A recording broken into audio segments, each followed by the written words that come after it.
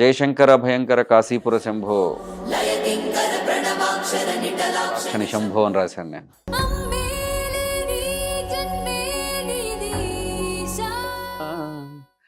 ఎట్టా నీకు చెప్పేది తల్లి ఘోష. Hi, welcome to Suman TV. Present నాతో పాటు అఖండ లిరిక్ రైటర్ కళ్యాణ్ చక్రవర్తి గారు ఉన్నారు. ఆయన అడిగి మరిన్ని విశేషాలు తెలుసుకుందాం. హాయ్ అండి. Hi sir. నమస్కారం. సో అఖండాలో 2 పాటలు, అడిగే ఒకటి, అమ్మే కదా జన్మ ఈశ. యాక్చువల్గా చెప్పాలంటే సినిమాలో ఆ సాంగ్లోనే చాలా అర్థం ఉందండి. పొత్తి కడుపు కత్తిరించే వేళ ఎత్తుకెళ్ళి మళ్ళీ వచ్చావే అని చెప్పి పంపించావే నీల. ఈ 2 లైన్లతోనే సినిమా అంతా కనెక్ట్ అయి ఉంటుంది. అది ఎవరికి అర్థం కాలేదు ఫస్ట్లో. తర్వాత కానీ ఆ సాంగ్ అందుకే రిలీజ్ చేయలేదు అనుకుంటా. ముందు కూడా జస్ట్ స్టేజ్ మీద సాంగ్ పాడారు అంతే కానీ ముందు సాంగ్ రిలీజ్ చేయలేదు. ఎంత అర్థం ఉంది సార్ అసలు ఆ 2 లైన్స్తోనే సినిమా అంతా అలా తీసుకెళ్ళిపోయారు. సాహిత్యం మీద ఎంత పట్టుందో అర్థమైంది. ఎలా అనిపించింది సార్? సక్సెస్ కన్నా మించి ఒక డివైన్ ఫీలింగ్ వచ్చినటువంటి సినిమా ఇది. యాక్చువల్గా అంటే ఒక చరిత్ర, ఒక హిస్టారికల్ మూమెంట్లో మనం కూడా దానికి అసోసియేట్ అయ్యాం. ఎందుకంటే 2 సార్లు మనం 2 పాండమిక్లు చూసాం. ఆ 2 పాండమిక్ల తర్వాత సినిమా ఇండస్ట్రీ ఒక చిన్న ఒత్తిడికి లోనవుతున్న సందర్భంలో ఈ సినిమా బయటికి రావటం, ఆ సినిమాలో చెప్పిన భావాలు కానివ్వండి, ఆ సినిమా తాలూకు ఉద్దేశం కానివ్వండి, ప్రజల్లోకి మరింతగా చొచ్చుకొని పోవటం, అన్ని వైపుల నుంచి అందరూ ఒక ఏమంటారంటే ఒక చిన్న హోప్ రావటం, మళ్ళీ రే ఆఫ్ హోప్ లాగా సినిమా రావటం, జనాల్లోకి వెళ్ళటం, ఆ యొక్క ప్రయాణంలో నాకు కొంత భాగస్వామ్యం ఉండటం అనేది నిజంగా ఐఎమ్ ఫీలింగ్ వెరీ హ్యాపీ అండి. ఓకే, థియేటర్లో మేము సింగర్ గొంతిన్నాం, బట్ ఆ పాటకి రూపకల్పన చేసి ఆ పాటని ఇంతగా రావటానికి అండ్ ఆ పాట సెంటిమెంట్కి ఇంతగా కనెక్ట్ అవడానికి మదర్ అండ్ సన్కి ఇంత బాండింగ్ రిలేషన్ అనేది మీ వల్లే అయింది అది. సో మీ నోటితో ఒక 2 లైన్స్, పొత్తి కడుపు కత్తిరించే వేళ అమ్మేలేని జన్మే నీదీశా, ఎట్టా నీకు చెప్పేది తల్లి ఘోష, పొత్తి పేగే కత్తిరించే వేళ ఎత్తుకెళ్ళి మళ్ళీ పంపించావే నీలా. అది సాంగ్. లైన్స్ వినగానే బాలయ్య బాబు రియాక్షన్ ఏంటి sir? First of all Balayya బాబుకి అత్యధికంగా నచ్చినటువంటి పాట ఈ సినిమాలో ఈ పాట. ఎందుకంటే దీంట్లో ఒక దైవతత్వాన్ని, ఒక ప్రేమతత్వాన్ని రెండింటిని కలిపి చెప్పినటువంటి పాట. బేసికల్గా ఈ పాటకు ముందు వచ్చేటటువంటి శ్లోకాలు ఏవైతే ఉన్నాయో, జయశంకర భయంకర కాశీపుర శంభో, ఈ శ్లోకాలు ఏవైతే ఉన్నాయో చాలామందికి అది విన్న తర్వాత ఒక వింత భావన చోటు చేసుకుంది. ఎందుకంటే ఆ పాటల తాలూకు బాణీలు కానివ్వండి, అవి కొద్దిగా మనకి కాలభైరవాష్టకం ఆ సామ్యంలో ఉంటాయి. కానీ విశేషం ఏమిటంటే తమన్ గారు కానివ్వండి, బోయపాటి గారు కానివ్వండి, నాకు చెప్పినటువంటి విషయము, ఇచ్చినటువంటి ఛాలెంజ్ ఏంటంటే ఈ పాటలో కళ్యాణ్, మనం ఎప్పుడైనా సరే ఒక ఎలివేషన్ రాసేటప్పుడు ఒక శివుడి పాటలు అనేటప్పటికీ కాలభైరవాష్టకాన్నో, రావణాష్టకాన్నో, లింగాష్టకాన్నో తీసుకొచ్చి అయ్యే ప్రజెంట్ చేస్తున్నాం మనం. బట్ ఈ పాటలు మనం అలా చేయొద్దు. ట్యూన్ అదే ఉంటుంది, లిరిక్స్ మాత్రం మీరు మార్చాలి. ఓకే, అది శాస్త్రోక్తంగా ఉండాలి, శృతి శుభంగా ఉండాలి, శబ్దం అర్థం కలిసి కూడా సమపాళ్లలో మేళవించినట్లు ఉండాలి. మీరు ఎలా రాస్తారో రాయండి అని చెప్పేసి ఒక అద్భుతమైనటువంటి ఛాలెంజ్ నాకు ఇవ్వటం. సో దాని నుంచి నేను జయశంకర భయంకర కాశీపుర శంభో లయకింకర ప్రణవాక్షర నిటలాక్షని శంభో అని రాశాను నేను. ఆ తర్వాత మనకు వచ్చినటువంటి నటరాజ విరాజమాన కాలసర్పభూషణం పినాకపాని పల్లవ ప్రచండ చండధారిణామా అని చెప్పి రాశాను. ఇవన్నీ రాయటానికి ఇన్స్పిరేషన్ ఎక్కడైతే వచ్చిందో అది బాలయ్య బాబు. ఎందుకంటే ఆ పాత్ర పోషిస్తున్నటువంటి వ్యక్తి బాలయ్య బాబు. మనందరికీ తెలుసు ఆయనకి వేదాల మీద కానివ్వండి, మన పురాణాల మీద కానివ్వండి, మన శాస్త్రం మీద కానివ్వండి, మన దైవం మీద కానివ్వండి ఆయనకి అచంచలమైనటువంటి విశ్వాసం ఉంది. అటువంటి వ్యక్తి నోటి నుంచి పలుకుతున్నటువంటి పదాలు కానివ్వండి, ఆయన నటిస్తున్నటువంటి ఈ సందర్భంలో మనం రాసేది ఎంతో అద్వితీయంగా ఉంటే తప్ప ప్రేక్షకులు మెచ్చరు. ఓకే, ఎందుకంటే ఆ క్యారెక్టర్ తాలూకు బరువు అటువంటిది. కాబట్టి ఆ పాట నేను రాసి ఆ పైన శ్లోకాలు రాసిన తర్వాత నాకు బాలయ్య గారు ఎంతో గొప్ప అభినందన ఇచ్చారు. ఓకే, ఆ తర్వాత ముందు అది రాసి తర్వాత నేను అమ్మ పాట రాశాను, కింద అమ్మకు సంబంధించినటువంటి ఎమోషన్ రాశాను. అది రాసినాక నిజంగా ఇదేంటంటే ఆయన ఒక గొప్ప మాట అన్నారు, వాగర్ధాద సంతృప్తవు వాగార్ధ ప్రతిపత్తయే. అంటే వాక్కు అర్థం కలిసినప్పుడే, శబ్దము అర్థం కలిసినప్పుడు అది ఓంకారనాదంతో సమానం అని. ఈ పాటలో శబ్దం ఉంది, అర్థం ఉంది, చాలా గొప్ప పాట రాసావని చెప్పేసి నన్ను అభినందించడం జరిగింది. సో మీరు రాసిన లిరిక్స్ ఒక ఎత్తు అయితే వాటిని ఆచరణలో పెట్టడం అనేది ఇంకొక ఎత్తు. వాటిని మనకు తగ్గ హీరో చెప్తేనే వాటికి ఒక అర్థం ఉంటుంది. అవునండి, అవునండి, మనం థియేటర్ లో కూడా వినాలనిపిస్తుంది, అవునండి. ఆ కిక్ వస్తుంది, మీకు ఒక పేరు వస్తుంది. బాలయ్య బాబు ఆ పదాలన్నీ థియేటర్ లో చెప్తున్నప్పుడు ఏమనిపించింది మీకు? అంటే ఇక్కడ డబ్బింగ్ ఇవన్నీ ఓకే, మనం ప్రాంప్టింగ్ చెప్పినప్పుడు కానీ డబ్బింగ్ లో చెప్పేటప్పుడు కానీ ఒకలాగా ఉంటుంది. థియేటర్ లో ఆ సౌండింగ్ తో వింటున్నప్పుడు ఎలా అనిపించింది? థియేటర్ లో మనం రాసిన పాట బాలయ్య బాబు మీద చిత్రీకరించబడుతున్నప్పుడు అంటే చాలా మందికి తెలుసు, ఆంధ్ర ప్రేక్షకులందరికీ తెలుసు ఆ పాట, ఆ సందర్భం, ఆ శైలి నిజంగా జన్మ సార్థకత.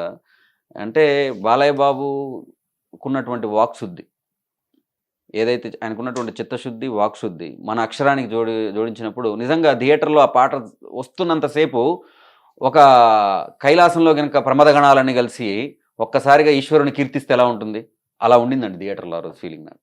ఓకే, అద్భుతమైనటువంటి ఫీలింగ్ ఆ రోజు నాకు కలిగి. సో అన్నారు బాలకృష్ణ గారి అభిమాని అని కూడా. సో బాలకృష్ణ గారిని అభిమానించే హీరోస్ అంతా ఆయన రకరకాల గెటప్స్ లో చూశారు, కానీ ఫస్ట్ టైం ఒక అఘోరా గెటప్ లో ఇన్ని ఇయర్స్ కెరీర్ లో చూడటం మనం ఆయన్ని. ఏమనిపించింది ఆ అఘోరా గెటప్ లో చూడగానే బాలయ్య బాబుని? మొదటిసారిగా ఆయన అఘోరా అని చెప్పినప్పుడు దానిని తీవ్రంగా వ్యతిరేకించిన వ్యక్తిని నేను. బాలయ్య బాబు అఘోరా ఏంటి సార్, అఘోరాగా ఎలా ఉంటుంది సార్ అంటే నేను ఊహించుకున్నటువంటి ఇమాజినేషన్ వేరు. ఓకే, కానీ అదే అంటానండి, ఒక దర్శకుడి గొప్పతనం అది, ఒక దర్శకుడి విజువలైజేషన్ పవర్ అది, ఒక దర్శకుడికి ఉన్న కన్విక్షన్ అది.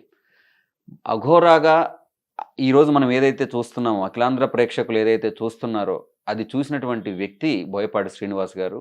ఈ అఘోరాని ఆయన కన్న కళ ఇది, ఈ అఘోరా ఆయన కన్న కళ ఇది. సో ఆ కన్విక్షన్ ఆయన ఎంతో కన్విక్షన్తో చెప్పారు నాకు, కళ్యాణ్ ఇలా ఉంటుంది అలా ఉంటుందని. అంటే ఎక్కడో అంతరాంతరాళాల్లో విపరీతమైన ప్రేమ ఉన్న నాకు అరే ఎలా ఉంటుంది ఎలా ఉంటుంది అన్నటువంటి ఒక ఇది ఉండింది. కానీ గెటప్ స్కెచ్ వేశాక ఫస్ట్ నాకే చూపించారు, ఇది గెటప్ స్కెచ్ ఇదని నాకు చూపించారు. సో ఆ రోజుతోటి నాకున్నటువంటి అనుమానాలు, ఎక్కడో అంతరాంతరాళాల్లో ఉన్నటువంటి చిన్న చిన్న భయాలని పటాపంచలైపోయాయి.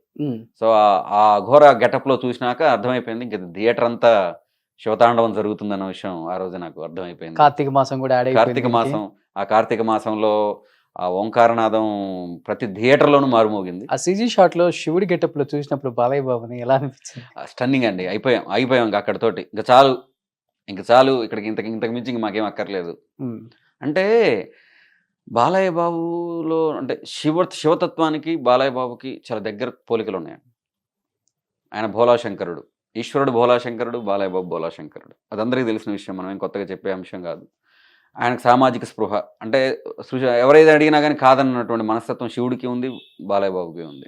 సో ఎప్పుడైతే నేను చెప్తున్నాను కదా, కొన్ని క్యారెక్టర్లు మన పర్సనాలిటీ తోటి మ్యాచ్ అయ్యే క్యారెక్టర్లు మనకు దొరికినప్పుడు దాంట్లో మనం ఇంకెక్కువగా ఎలివేట్ అవుతాం. సో ఈశ్వరుడే నిజంగా వచ్చి ఆయన రూపంలో అక్కడ ఉన్నాడా, అక్కడ నిల్చున్నాడా అన్న ఉద్దేశంతో ఆడిటోరియం అంతా చూసింది. అభిమానులే కాదండి, అభిమానులు ఎలాగూ చూస్తారు, బాలయ్య బాబుని అభిమానులు ప్రేమిస్తారు, ప్రాణం ఇస్తారు, ఎలాగూ చూస్తారు. కానీ న్యూట్రల్ ఆడియన్స్, ఏమాత్రం ఎక్స్పెక్టేషన్స్ లేని ఆడియన్స్ కూడా నిజంగా ఏమంటారంటే ఒక తన్మయత్వానికి లోనయ్యారండి. ఓకే, ఆయన నటన కౌశలం అక్కడ. అంటే కొత్తగా ఏమంటే సూర్యుడికి దివిటి అక్కర్లేదు, ఇప్పుడు ఆయన కొత్తగా ఆయన మహానటుడు అని మనం చెప్పవలసిన పని లేదు. ఇన్ని సినిమాలు చేసిన తర్వాత 100 సినిమాల పైన చేసిన నటుడిని మహానటుడు అని మనం చెప్పక్కర్లా. కానీ ఆయన నట కౌశలం ఏదైతే ఉందో ఈ సినిమాలో అది నట కౌశలం ఒక జీవధారలాగా సాగిందండి. ఒక జీవంతో కూడినటువంటి నటన ఎలా ఉంటుంది అలా ఉండింది. ప్రేక్షకులు, అభిమానులు ప్రతి ఒక్కరూ ఆ యొక్క దాన్ని ఆమోదించారు. దానికి ప్రతీక ఏంటంటే ఈ అఖండ విజయం. అండ్ దట్టు మల్టీప్లెక్స్ థియేటర్లలో మనం ఎప్పుడు చూడలేదు. విజిల్స్ వినం, విజిల్స్, ఈ లేచి డాన్స్ వేయటాలు ఎప్పుడు వినం. అదేనండి ఫస్ట్ టైం. అదే అండి, ఒక సినిమా అండి, సినిమా ప్రేమికులు ప్రతి ఒక్కళ్ళు సినిమా ప్రేమికులు ప్రతి ఒక్కళ్ళు పరవశించిపోయారండి. అంటే ఇంత గ్యాప్ తర్వాత వచ్చినటువంటి ఏదైతే ఉందో ఈ విజయం, ఈ సినిమా ఒక ఫీస్ట్. ప్రేక్షకులు కూడా చూస్తున్నారు, ఒక మంచి మాస్ సినిమా కావాలి, ఒక మంచి సినిమా కావాలి, ఆ సినిమా వస్తే మనం ఆదరించాలి అన్న దాంతో ప్రేక్షకులు కూడా మీకు అండగా మేము ఉన్నాం. ఈ సినిమా ఇండస్ట్రీకి ఎవరు సపోర్ట్ చేసినా చేయకపోయినా ప్రేక్షకులు ఎప్పుడు సపోర్ట్ చేస్తారండి. ఓకే, ఎందుకంటే ఈ cinema industry is for people, okay, not for business are not for someone. కళ ఎప్పుడు కూడా వికాసం కోసమే, వినోదం కోసమే, అది ఎప్పుడు వ్యాపారాత్మకం కాదు అని చెప్పడానికి ఈ సినిమా ప్రత్యక్షమైనటువంటి ఉదాహరణ. ఓకే, సో బాలయ్య బాబు అభిమానిగా మీ మైండ్లో కొన్ని ఎక్స్పెక్టేషన్స్ ఉంటాయి మీ హీరో గురించి. మా హీరో అలా ఉంటాడేమో, ఇలా ఉంటాడేమో, క్యారెక్టర్ ఇలా ఉంటుందేమో, అలా ఉంటుందేమో అని. బట్ వన్స్ మీరు ఇండస్ట్రీకి వచ్చిన తర్వాత బాలయ్య బాబుతో కలిసి ట్రావెల్ చేశారు, ఈ సినిమాకి ఆయనతో పాటు ఉన్నారు, మంచి పాటలు రాశారు, ఆయన మనసుకు దగ్గరగా వెళ్ళారు. అండ్ ఈ ట్రావెల్లో బాలయ్య బాబు గురించి మీరు తెలుసుకుంది ఏంటి, అండ్ ఎస్పెషల్లీ సరస్వతి పుత్రులకు ఆయన ఇచ్చే గౌరవం ఏంటి అంటే ఏమని చెప్తారు? సార్ మీ మైండ్ లో ఉన్న హీరో ఎక్స్పెక్టేషన్స్ అన్ని కనపడాయా లేకపోతే? నేనేమనుకున్నానంటే అండి, ఊర్లో ఉన్నప్పుడు నేను ఆయనలో హీరోని చూశాను. ఊర్లో ఉన్నప్పుడు ఒక అభిమానిగా, సగటు అభిమానిగా నేను ఆయనలో హీరోని చూశాను. ఆయనలో ఒక కథానాయకుడిని చూశాను. ఒక కథానాయకుడు, గొప్ప వ్యక్తి, కథ నడిపించగలిగేటువంటి వ్యక్తి, కథను ఎవరిలోకైనా ఆవహింపజేయగలిగేటువంటి వ్యక్తిగా ఆయన చూశాను. బట్ సినిమా ఇండస్ట్రీకి వచ్చినట్టు తర్వాత కథానాయకుడి కన్నా కొన్ని వందల రెట్లు ఆయన వ్యక్తిత్వాన్ని చూశానండి నేను. కథానాయకుడు ఓకే, హీరోస్ ఉంటారు, స్టార్స్ ఉంటారు, అందరూ ఉంటారు. బట్ ఆ పరిధిని దాటినటువంటి వ్యక్తి అండి ఆయన. ఆ పరిధిని దాటినటువంటి గొప్ప వ్యక్తిత్వాన్ని చూశాను. ఒక గొప్ప సంస్కారాన్ని చూశాను నేను ఆయనలో. అంటే ఆయన ఇచ్చే మర్యాద, ఆయన ఇచ్చేటటువంటి విలువ, ఆయన సినిమా మీద పెట్టేటువంటి ఎఫర్ట్స్ ఏవైతే ఉన్నాయో అవన్నీ చూశాక, అంటే ఒక మనిషిలో ఎప్పుడైనా సరే మనం ఒక గివెన్ పాయింట్ ఆఫ్ టైంకి వచ్చిన తర్వాత అరే ఏంది రెగ్యులర్ చేసేదే కదా, ఏం చేస్తాం అన్నటువంటి ఒక నిరాశ, ఒక నిస్పృహ, ఒక అలసత్వం ఏదో ఒకటి వస్తుంది.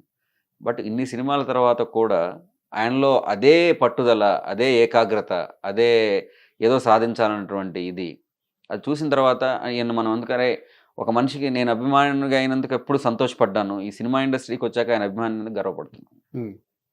ఆ ప్రోగ్రెషన్ నాలో వచ్చింది. ఓకే, సో అఖండ సినిమా తర్వాత స్టార్ లిరిక్ రైటర్ రేంజ్కి వెళ్ళిపోయారా మీరు కూడా?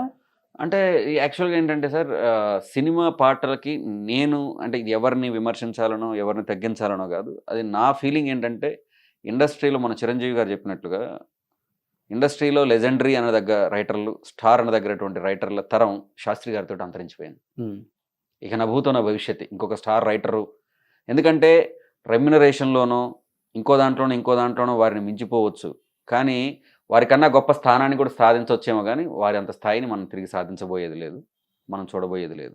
సో లాస్ట్ అండ్ ఫైనల్గా అఖండాకి ఇంత పెద్ద సక్సెస్ ఇచ్చిన ఫ్యాన్స్ అండ్ ఆచార్యకు కూడా మళ్ళీ మల్టీప్లెక్స్లలో డ్యాన్స్ లేకపోతున్న ఫ్యాన్స్కి ఏం చెప్పాలనుకుంటున్నారు? ఇంకా సార్, తెలుగు ప్రేక్షకులందరికీ మా హృదయపూర్వకమైనటువంటి ధన్యవాదాలు తెలియజేసుకుంటున్నాను ఫస్ట్ టైం. ఎందుకంటే అఖండ సినిమాకి మీరు ఇచ్చింది అఖండ విజయం, సినిమాకే కాదు సినిమా ఇండస్ట్రీకి మీరు ఇచ్చారు అఖండమైనటువంటి విజయం. అంటే మొదటి అడుగు వేస్తున్నప్పుడు వెన్ను తట్టే వాళ్ళని మనం ఎప్పుడూ మర్చిపోలేం. అలాగే ఒక చిన్న గ్యాప్ తర్వాత ఇండస్ట్రీలో వేసినటువంటి మొదటి అడుగుకు మీరు ఇంత బలాన్ని చేకూర్చారు. కాబట్టి ప్రయాణాన్ని కూడా ఆశాంతం మీరు ఇలాగే ఆశీర్వదిస్తారని నమ్ముతున్నాను.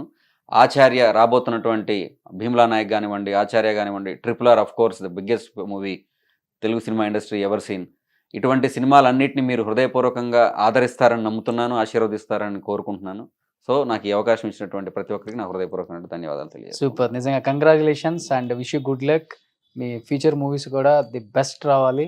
అండ్ కళ్యాణ్ చక్రవర్తి గారు అంటే ఇప్పుడే ఇండస్ట్రీలో ఒక మార్క్ అలా క్రియేట్ చేసుకున్నారు కాబట్టి definitely you will be trend setter in future. Thank you అండి. Thank you sir, thank you so much.